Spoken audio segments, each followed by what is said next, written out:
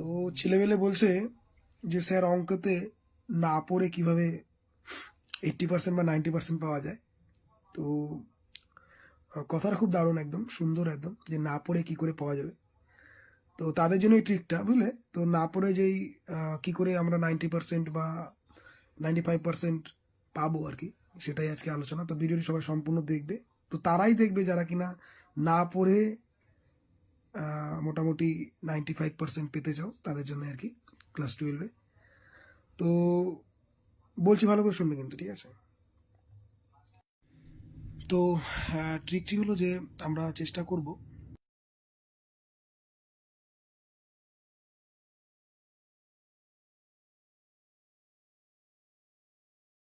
ঠিক আছে। তো এই যেটা বললাম সেটা যদি বুঝতে পারো, সেইটা হচ্ছে ট্রিক। ওই করলেই মোটামুটি তুমি না পড়ে 90% 95% পেয়ে যাবে, ঠিক আছে? তো ধন্যবাদ।